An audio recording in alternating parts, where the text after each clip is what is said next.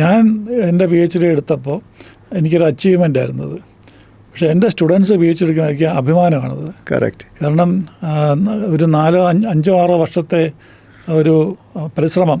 കാരണം ഈ കേരള യൂണിവേഴ്സിറ്റിയിലും IISc-യിലും IIT-യിലും PhD ചെയ്യുന്നത് വളരെ വ്യത്യാസമുണ്ട്. കാരണം IIT-യിലായാലും IISc-യിലാണെങ്കിലും ഇൻസ്റ്റിറ്റ്യൂട്ട് കുട്ടികളെയും ഗൈഡിനെയും നിരന്തരം ഫോളോ അപ്പ് ചെയ്തുകൊണ്ടിരിക്കും. നിരന്തരം.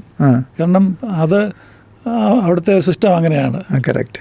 അതേസമയം കേരള യൂണിവേഴ്സിറ്റിയിലാണെങ്കിൽ ആദ്യത്തെ ഡോക്ടറൽ കമ്മിറ്റി മീറ്റിംഗ് കഴിഞ്ഞു, അപ്രൂവൽ കിട്ടി, അതിനുശേഷം യൂണിവേഴ്സിറ്റിയിൽ നിന്ന് യാതൊരു തരത്തിലുള്ള ഫോളോ അപ്പ് ഉണ്ടാവില്ല.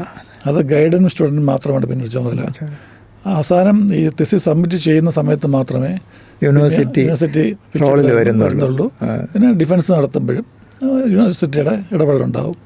അപ്പോൾ ഈ 4-5 വർഷം മൊത്തത്തിൽ ഗൈഡിന് നല്ലൊരു പരിശ്രമം വേണ്ടി വരും, സ്റ്റുഡൻറ്റിന് വേണ്ടി വരും. കറക്റ്റ്. അപ്പോൾ എന്തെല്ലാം തിസിസിൽ എന്തെങ്കിലും പോരായ്മകളുണ്ടെങ്കിലും അത് ഗൈഡിൻ്റെ റെസ്പോൺസിബിലിറ്റിയാണ്. അപ്പോൾ 2 പേരെ ഞാൻ കേരള യൂണിവേഴ്സിറ്റിയിൽ ഗൈഡ് ചെയ്തു. അവർ 2 പേരും വളരെ നന്നായിട്ട് അത് കംപ്ലീറ്റ് ചെയ്തു. എൻ്റെ ഒരാൾ ഒരു എഞ്ചിനീയറിംഗ് കോളേജിൻ്റെ ഡിപ്പാർട്ട്മെൻറ്റ് ഹെഡായിട്ട് റിട്ടയർ ചെയ്തു.